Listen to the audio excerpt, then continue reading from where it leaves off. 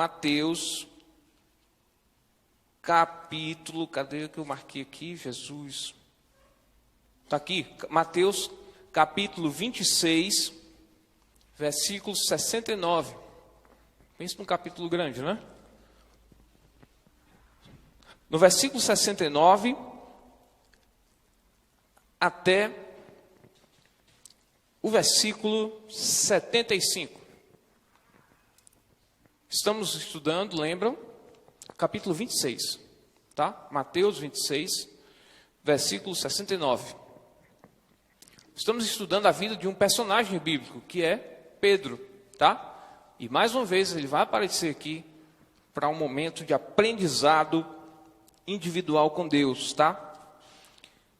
Diz assim: Pedro estava sentado no pátio, e uma criada, aproximando-se dele, disse: você também estava com Jesus, o Galileu. Mas ele o negou diante de todos, dizendo: não sei o que você está falando. Depois saiu em direção à porta, onde outra criada o viu, e disse aos que estavam ali: este homem estava com Jesus, o Nazareno. E ele, jurando, o negou outra vez: não conheço este homem. Pouco tempo depois, os que estavam por ali chegaram a Pedro e disseram: certamente você é um deles. O seu modo de falar o denuncia. Aí ele começou a se amaldiçoar e a jurar: não conheço esse homem. Imediatamente um galo cantou. Então Pedro se lembrou das palavras de Jesus, que tinha dito: antes que o galo cante, você me negará 3 vezes.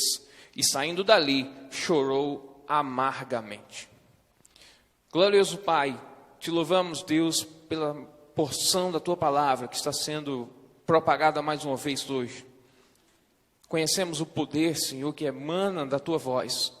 Então, Deus, fala o nosso coração, em nome de Jesus. Amém.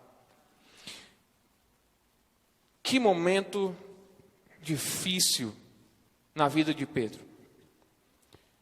Que momento complicado. Todos nós que conhecemos a vida do evangelista Pedro, do pastor Pedro, do pregador Pedro, do missionário Pedro, do pai da igreja Pedro, nos deparamos com a figura de alguém extremamente humilde, sofredor, aquele que se alegra por estar sofrendo a causa de Jesus. Nós já vimos isso em Atos. Um cara que estava muito sensível às necessidades das pessoas que estavam ali naquela sociedade, na época dele. Ou seja, era alguém realmente muito usado por Deus. Alguém que amava Jesus e as boas novas da salvação de uma forma extremamente elevada, ao ponto de renunciar a muita coisa, para ser essa pessoa que estaria sendo a propagadora, o início da mensagem resgatadora de Jesus após o Pentecoste. E quando a gente se depara com situações como essa na vida dele, a gente fica pensando: poxa, o que aconteceu, né? Nós entendemos que Deus ele faz muitas coisas para transformar a vida e o caráter das pessoas, mas poxa, como é que pode aquele mesmo Pedro, lá em Atos, aquele mesmo Pedro que inclusive escreve cartas para a sua igreja, exortando em amor e dando ensinamentos valiosos para a sua igreja, como é que pode ser o mesmo cara que está aqui agora nesses trechos que a gente está lendo? Se você é um leitor da palavra de Deus, se lê o livro de Mateus, você gera o mesmo conflito. Porque como assim, né? O cara é muito falho. O cara errou demais. Ele cometeu um erro gravíssimo, que é a negação de ter sequer conhecido aquele a quem ele tanto amou, aquele a quem ele tanto dedicou tempo, a quem ele se apegou tanto de uma forma. Como chegar a esse ponto de proferir palavras negativas e dizer que não conhecia Jesus, mentir de uma forma tão descarada? Que absurdo! É um absurdo. Mas nos colocando na situação de Pedro. Alguma vez você já traiu alguém?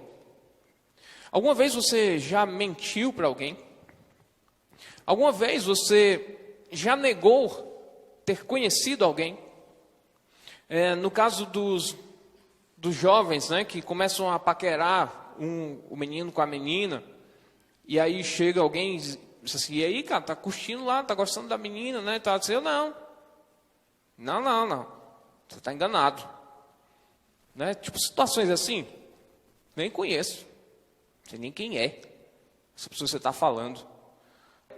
Que conhece alguém, né? Que tem um relacionamento com alguém, que sequer andou com essa pessoa, sequer trocou palavras com essa pessoa. E mais, andou relacionamentos em que você conviveu anos de casamento com alguém, foi lá e traiu, mentiu, adulterou, sei lá, e foi pego agora na mentira. Né? Você foi escancarado, rasgado e exposto para as pessoas que estão ao seu redor. Todo mundo agora sabe que você é um mentiroso ou uma mentirosa. Nos colocando na situação desse homem, como você reagiria? Pedro foi para um lugar, saiu de onde ele estava e foi chorar. A Bíblia fala que foi um choro amargo. A gente sabe o que é um choro amargo, né? É aquele que desce com gosto ruim na garganta. Sabe? Aquele choro de vergonha.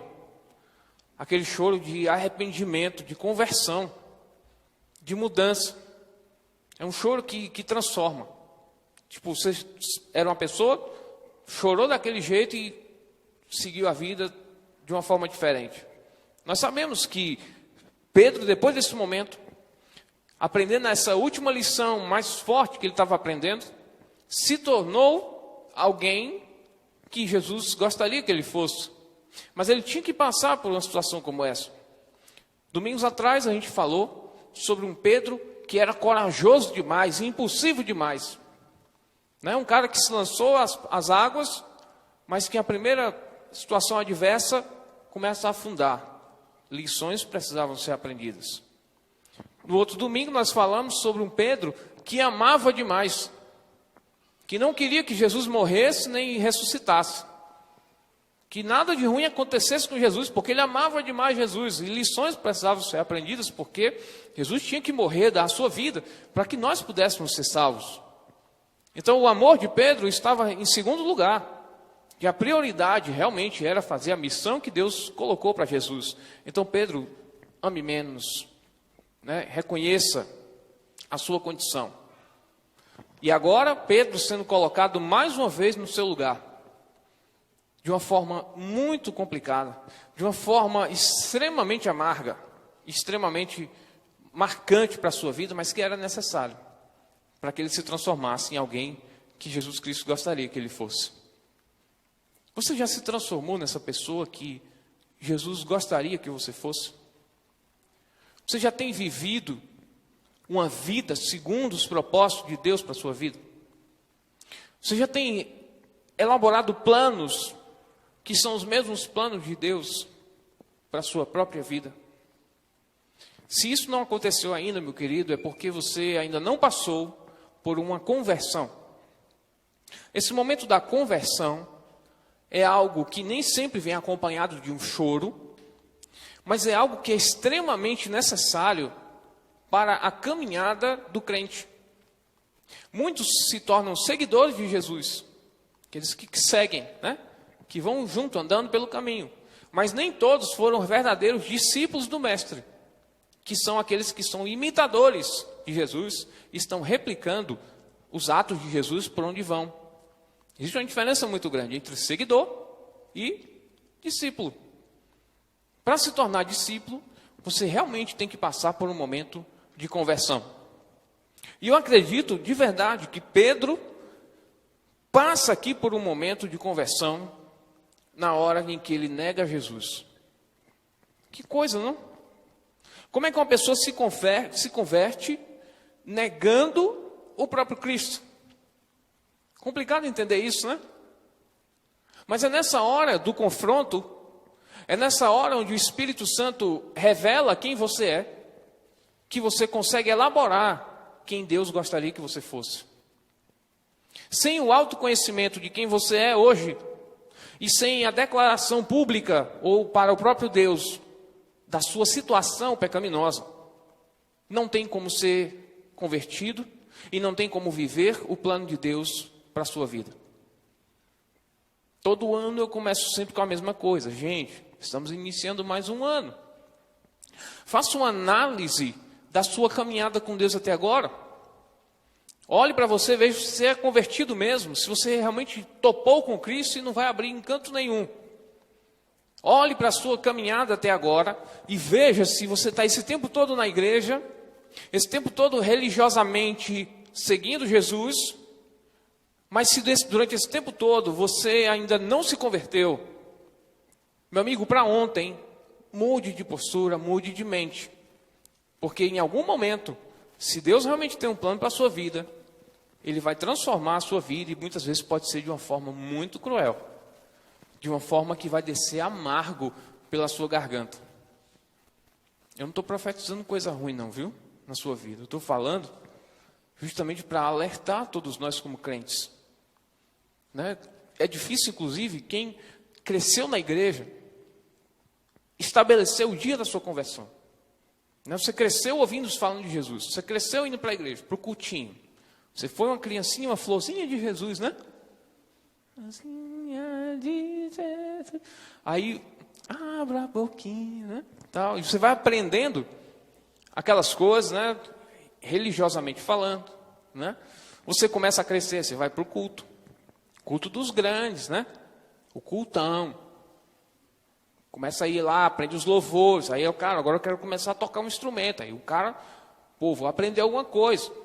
Vou começar a servir e tal. E os anos vão se passando. E mecanicamente falando, religiosamente falando, você se torna uma caricatura crente. Um exemplar claro de uma figura de um crente. Aquela pessoa que a gente bate o olho e diz assim, esse cara anda com Jesus. Esse cara, pô, Bíblia, né? Às vezes a gola aqui fechada, ó. Aquela golinha fechada em cima. Estereótipo de crente, né? Fala como crente. Senta e se levanta, toca, dança, prega inclusive, e faz coisas de crente. Fala como se fosse um discípulo de Jesus, mas que na verdade não é. Porque não tem autoridade suficiente, não tem autonomia suficiente para levantar a sua voz e dizer, eu sim sou um seguidor de Jesus. Sou pecador, tenho minhas falhas, sou alguém que luta contra coisas ruins, pecados mesmo, mas eu sou um discípulo de Jesus. E se alguém quiser ouvir sobre esse Jesus, eu estou disposto a falar, a seguir, a sofrer as penalidades, a vergonha, a morte, se necessário, para falar desse cara que transformou a minha vida. Isso é um discípulo. É alguém autêntico, que se joga, que se lança, né? Que abre o seu coração e que não tem vergonha. Não tem medo. Não tem nada, nenhuma barreira que faça com que essa pessoa declare e exponha aquilo que Cristo fez na sua vida. Isso é um discípulo. Agora, esses atos posteriores também revelam quem você é com Cristo. Não apenas esse momento da conversão, mas os frutos que vão vir após esse momento da conversão. Porque muita gente também passa por um arrependimento, um choro, né? E continua com velhas práticas. Continua com coisas do velho homem, que tem que ser enterrado de uma vez por todas, para que Cristo resplandeça através da sua vida. Isso também é função e papel do discípulo. O que eu vejo nesse texto que nós estamos lendo agora, é que momentos atrás, Jesus tinha dito para as pessoas que estavam ao seu redor, e ali estavam seus discípulos, ele falou, olha, importa que o Filho do Homem seja entregue na mão dos seus opressores, para sofrer o martírio que estava predestinado.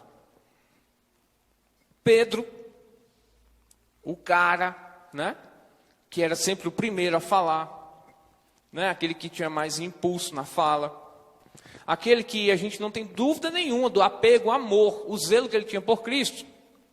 Ele levanta a voz e diz assim, ó, isso vai acontecer? Pois Jesus, eu estou contigo e não abro. Né? Na nossa linguagem coloquial, Bíblia segundo Daniel. Tá certo?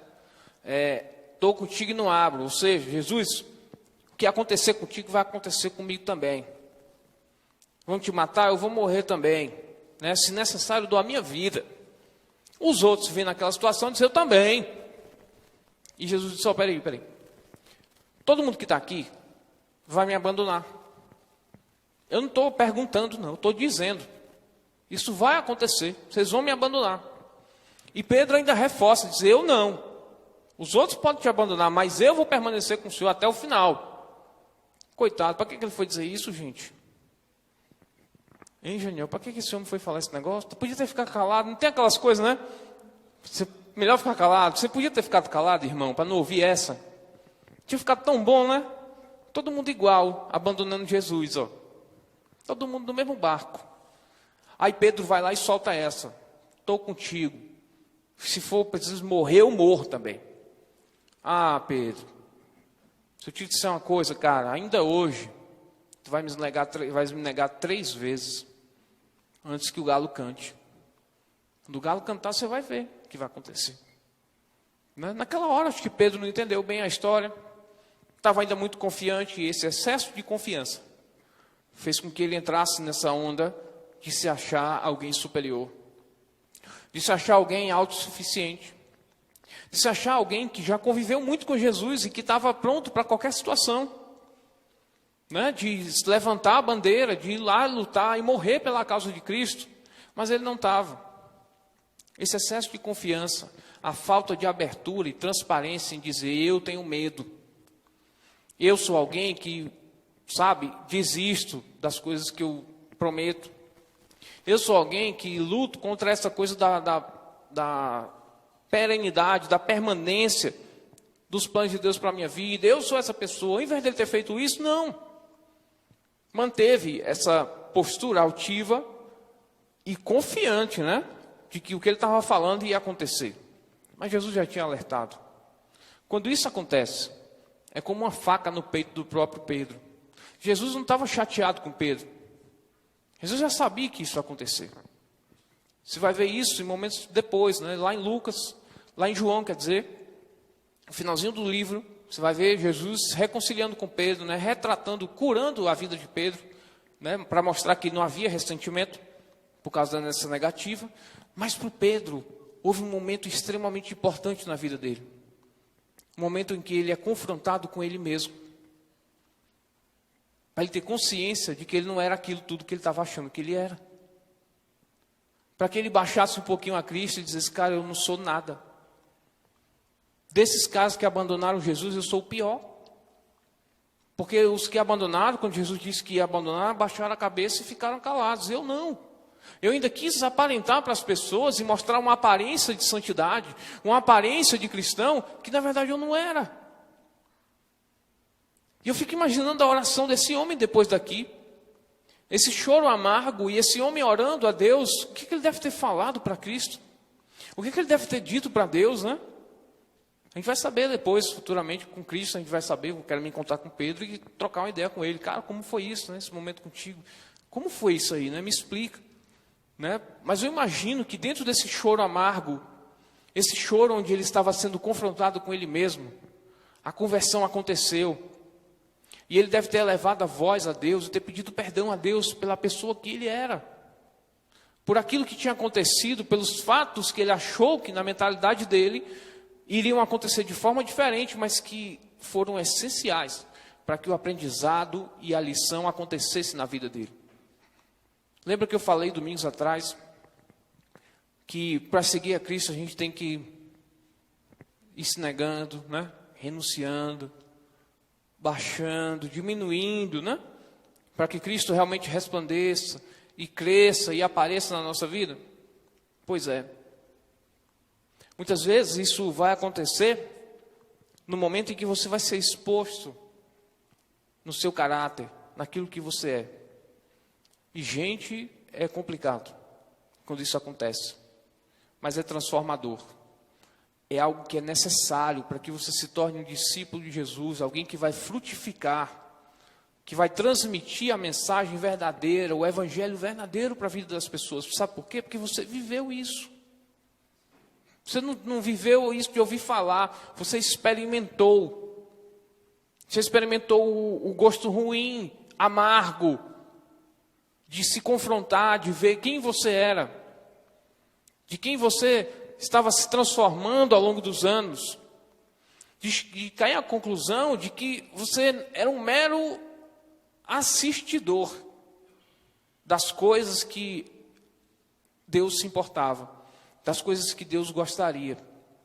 Ao passo que Deus gostaria que você entrasse mais profundamente nesse momento espiritual, onde você vai se tornar não a mero assistente, o assistidor, ou aquele que vai estar ali só ocupando cadeiras, não. Você vai se tornar alguém extremamente relevante para o reino de Deus. Você vai se tornar alguém que vai marcar história na vida de alguém. Alguém vai chegar futuramente para você e vai dizer, olha, você marcou a minha vida positivamente. Através da sua vida eu alcancei a Cristo. Através da sua vida eu estou hoje liberto do cativeiro que eu tinha antes do pecado. Engraçado que crente, quando começa a caminhada com Cristo, ninguém imagina isso. Alguém chegando para você e dizendo dos frutos do seu trabalho, da sua vida, do exemplo que você manifestou. Mas quando isso acontece, de alguém chegar e dizer, olha querido, louvado seja Deus pela sua vida, por tudo que Deus fez através da sua vida e a forma que impactou a minha. Eu falo isso não para você se vangloriar, não para que você se glorie a si mesmo, mas porque você precisa saber que Deus está usando a sua vida poderosamente para atingir pessoas. Mas quem é que não quer isso, né? Quem é que não quer ser um crente, um seguidor de Jesus, um discípulo de Jesus que impacta positivamente a vida das pessoas? Todos nós queremos. Mas quantos de nós estão dispostos a pagar o preço de renunciar a nós mesmos, de reconhecer a nossa pequenez, nossa humanidade, aquilo que está escondido muitas vezes dos olhos das pessoas, para que a gente alcance essa excelência através do Espírito Santo de Deus? Quantos de nós somos dispostos a pagar esse preço? As pessoas chegaram para Pedro e apontaram, olha, eu conheço esse homem, parece crente, é igualzinho, né? Se veste como, fala como, né? Foi visto junto dessa pessoa. E aí ele poderia ter assumido, ter dito, é verdade, eu andei com Cristo, eu era um seguidor dele, um discípulo dele, né? Estou aqui, se quiser me prender, pode prender, se quiser me matar, pode matar, eu estou aqui, né? Porque o que eu vivi com ele, e a compreensão que eu tenho daquilo, da missão dele na minha vida, é maior inclusive do que a minha própria vida. Eu sei para onde eu vou, né? Morrendo aqui este corpo, vocês estão matando o corpo, mas a minha alma vive e vai permanecer para toda a eternidade. Estou disposto inclusive a negar a minha vida pela causa e o amor de Cristo. Trazendo isso já para o final, na vida prática de caminhada com Cristo, não posso deixar de comparar esse momento com situações cotidianas nossas. Imagina você iniciando um negócio.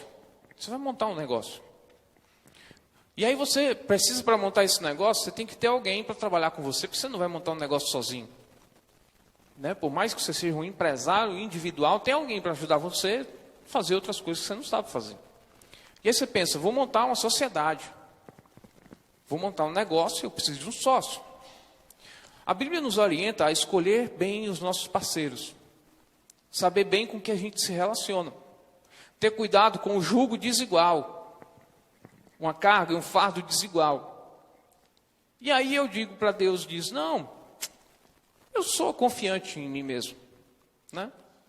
Eu sou capaz, pode ser qualquer pessoa. que eu vou tocar esse negócio e vai dar certo. Excesso de confiança. Porque a Bíblia orienta a dizer, escolha bem com quem você vai se relacionar. Gente que mente, por exemplo, à torta e à direita, esquece. Gente que está muito disposto a fraudar o erário, por exemplo, né? A negar impostos, a sonegar impostos, foge dessas pessoas. Gente que, por exemplo, vai ver o negócio prosperando e vai se negar a ajudar aqueles mais necessitados. Foge dessa pessoa, porque ele vai haver conflito. A Bíblia está aí, mostrando na cara o que é que deve ser feito. Mas aí a pessoa, não, eu posso, né? Eu jamais entrarei no ciclo normal do mundo. Era basicamente isso que Pedro estava falando para Jesus, né? Eu jamais, os outros aí podem te abandonar, mas eu nunca. Nunca te negarei. Quantos empresários crentes, né? Falaram isso antes de montar uma sociedade. E ou destinaram essa sociedade ao fracasso, ou se tornaram tal como empresários do mundo, que não estão nem aí para fazer as coisas corretas, conforme Deus deseja. No outro exemplo, a menina jovem, né? Falamos isso hoje na escola bíblica, não foi Suene, a gente estava tocando nesse assunto. A menina jovem, que vai escolher o seu marido, alguém com quem ela vai viver o resto da vida. A Bíblia fala para você escolher bem o seu marido. Sabia disso? Não se colocar em julgo desigual com os incrédulos. Poxa, a Bíblia fala, né? O pastor prega, né? Os irmãos falam, o pai e a mãe diz. O mendigo na rua passa e diz, mulher, sai de perto deste, né? Deste cabresto aí que tu está arrumando. Todo mundo fala, né? A Bíblia está falando. E a pessoa diz, não, eu não. As outras meninas aí, tudinho pode se perder, pode, né? Fazer o que for, mas eu não. Eu jamais negarei a Cristo. Eu jamais me colocarei na situação das outras meninas aí do mundão. Eu vou ser fiel a Deus, né? Vou manter a minha pureza sexual, né? Não vou ter relacionamento sexual antes do casamento. Vou ser alguém que vai viver a verdade, o amor de Cristo dentro do meu relacionamento, né? O meu companheiro pode não fazer isso, né? Pode até bater na mãe, coitado do bichinho, bate na mãe, né? Mas eu não. Vou ser fiel. Jesus, estou contigo e não abro. Começa o relacionamento. Começa a sentir as dificuldades, o confronto, a desigualdade desse jugo. Ou termina o relacionamento, ou acontece o pior. Se casa e entra dentro de uma série de martírios emocionais, físicos e espirituais e começa a negar a Cristo e negar a si mesmo e os planos de Deus para a vida dela. A Bíblia orienta. Dentro de um casamento, marido e mulher entram dentro do casamento e falam para Cristo: viveremos para Cristo, somos contigo, Jesus, a gente está contigo e não abre. Jamais viveremos dentro do nosso relacionamento algo que desagrade a Deus. O tempo vai passando e muitas vezes esse casamento, que talvez não tenha sido planejado por Deus, começa a enfrentar dificuldades. Começa a levar a confrontos das pessoas de fora. Começa a ser confrontado internamente. E aí entra ou no fracasso, na separação, ou em algo muito pior, que é a continuidade de um martírio físico, emocional e espiritual, onde está sendo negado e apagado os planos de Deus para a vida daquele casamento. E por aí vai. Relacionamento pais e filhos. Relacionamento irmão e irmão dentro da igreja. Relacionamento onde você vai. Você vai lidar com pessoas. Você vai lidar com gente. E é nessa hora dos relacionamentos em que você vai ter que viver uma autenticidade com Cristo. Você vai ter que ter experimentado a conversão verdadeira com Cristo. Você, para viver os planos de Deus para a sua vida, você já tem que ter se convertido antes. Antes mesmo de tomar decisões. Tiago mesmo fala, as pessoas vão lá, planejam, vão para aquela cidade, vamos passar um ano ali, vamos ganhar dinheiro. E ele exorta a igreja dizendo, olha, vocês têm que planejar isso, beleza. Mas se Deus quiser, faremos isso ou aquilo.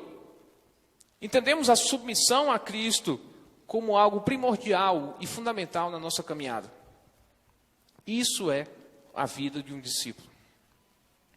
Na vida prática, é onde a gente consegue ver, frente a frente com Jesus, somos alguém que falamos para Ele que jamais o negaremos. Quando a gente sai do contexto de relacionamento com Cristo, pessoal, quando a gente é colocado para viver na vida cotidiana, quando a gente sai das quatro paredes de um templo, quando a gente sai daqui do domingo, que começa a segunda-feira, aí é que começa a caminhada cristã, meu amigo. Vida com Deus é lá fora, não é aqui dentro. Se você examina a sua vida e você vê que o seu domingo está sendo excelente, mas a semana está sendo desgraçada. Está sendo uma semana em que você é totalmente diferente daquilo que você prega. É tempo de conversão. É tempo de mudança. É tempo de viver os planos de Deus para a sua vida. Todo mundo que fala, dizemos, queremos que a IBEC seja uma igreja frutífera, né? Que pessoas venham para cá e sejam ganhas para Cristo. Mas isso só vai acontecer, meus irmãos, se todos nós estivermos na mesma mentalidade, na mesma unidade de espírito, na mesma verdade, no mesmo amor. Eu sei que isso vai acontecer. Eu tenho plena convicção disso, não tenho dúvida. Mas esse tipo de aprendizado é fundamental para que a gente consiga viver os planos de Deus para a nossa vida. A mensagem de ânimo de Deus para nós, nessa semana, é que mesmo acontecendo isso que aconteceu com Pedro, mesmo ele negando a Jesus, isso estava nos planos de Deus para a vida dele. Muitas vezes coisas ruins vêm na nossa vida, desastres vêm na nossa vida, coisas terríveis que a gente acha que não vai mais conseguir continuar a caminhada, vêm na nossa vida, para ser um divisor de água na sua vida com Deus, para ser um divisor de água dos planos de Deus ontem e amanhã, para que lá na frente você possa testemunhar, eu passei por uma transformação dolorosa, mas valeu a pena, porque Deus ele esteve comigo, e Ele sim me transformou para eu ser quem eu sou hoje. Que você possa ser essa pessoa, testemunhar dessa forma também, de forma verdadeira, sincera, perante Deus e perante os homens. E aí sim, nós vamos ver os frutos e o crescimento que Deus vai nos dar a partir desse momento. Amém? Que Deus nos ajude. Vamos fazer uma oração?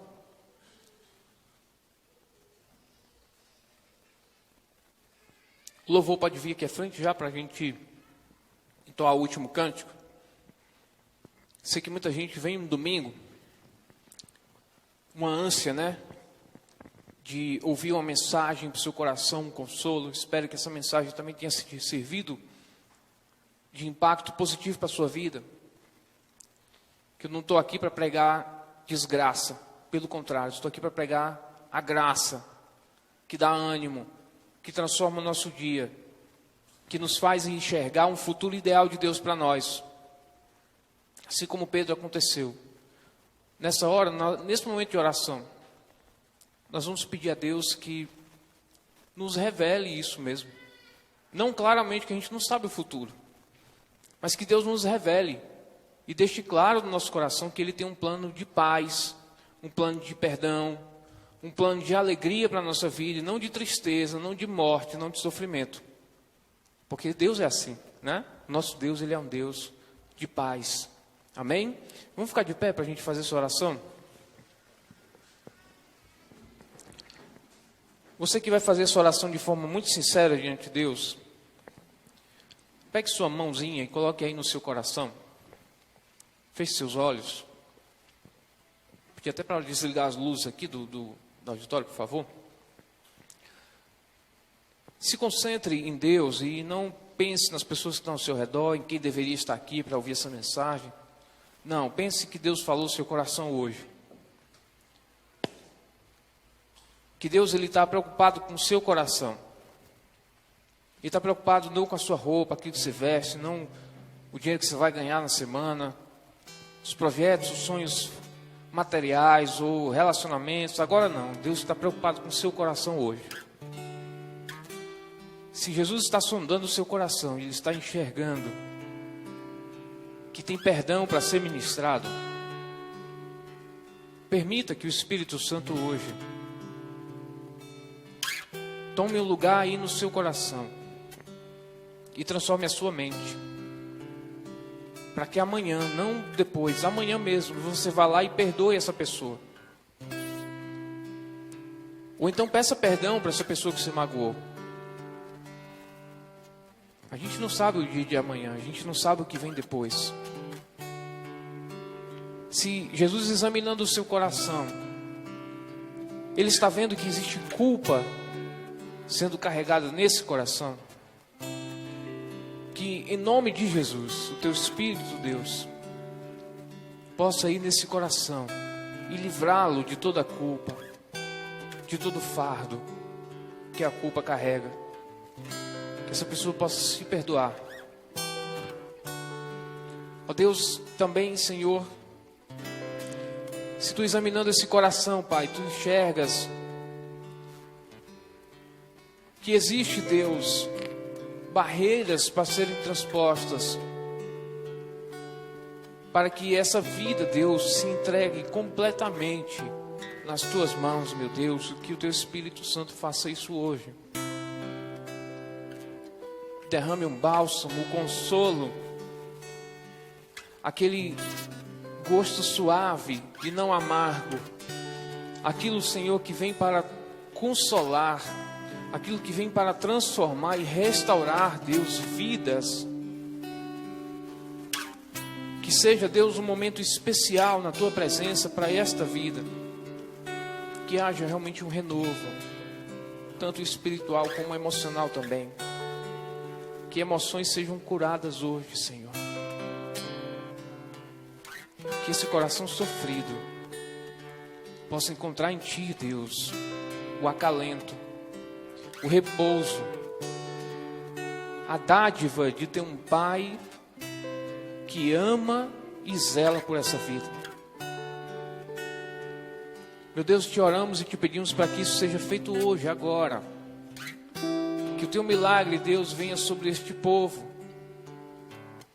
Senhor, que possamos testemunhar, Deus, as maravilhas que tu tens feito no meio do teu povo, Senhor. Senhor, que o mais breve possível essa igreja seja um referencial, Deus, de transformação e restauração de vidas, onde o teu evangelho, Deus, está sendo vivido na prática e não apenas de ouvir falar. E mais do que isso, Pai, que essas vidas transformadas se tornem futuros Pedros, pessoas evangelistas, missionárias, convertidas, perdoadas e amadas por Ti. Que tenha compreensão pela experiência, Deus, que estiveram contigo de forma verdadeira e real. Pai, que essa conversão venha hoje, neste lugar. Ó Deus, não nos vangloriamos, não queremos aqui transformar esse momento no momento onde apenas a emoção fala, mas que o Espírito que em nós habita seja a mola propulsora, Pai, para que essa mente e esse coração seja transformado, Deus, pelo Teu poder e não pelo nosso agir, pelo nosso falar. Que seja o Teu agir e o Teu falar, Deus, que venha transformar essa vida e esse coração. Meu Pai, que os relacionamentos, os casamentos sejam restaurados, Pai, nesta noite. Se há conflito, meu Deus, se há angústia, medo, vergonha, ó Pai, restaura esse laço que foi perdido em algum lugar. Pai, que seja derramado o Teu perdão e a Tua graça dentro desse casamento, dentro desse relacionamento. Que haja conversão. Pai, no relacionamento também com os filhos e os pais. Também que haja perdão, Senhor, nessa noite. Aqueles que estão planejando e fazendo planos para o futuro, mostra, revela, Senhor, se isso é da tua vontade ou não. Enfim, Deus, que esse momento agora seja marcado na nossa vida positivamente, como um dia em que Deus habitou no coração, o dia em que Deus converteu, o dia em que Deus transformou para a honra e glória do nome dEle. Louvado e engrandecido seja o teu nome, Pai, que esta semana seja uma semana excepcional e especial na vida de todos nós. Ó Deus, que possamos refletir a glória do teu Filho Jesus onde quer que a gente vá. Que o teu amor, a tua graça, o teu perdão, a consolação do Espírito Santo tão necessária, Pai, nos dias de hoje, esteja presente com o teu povo para todos sempre. Amém. Amém. Que Deus nos abençoe.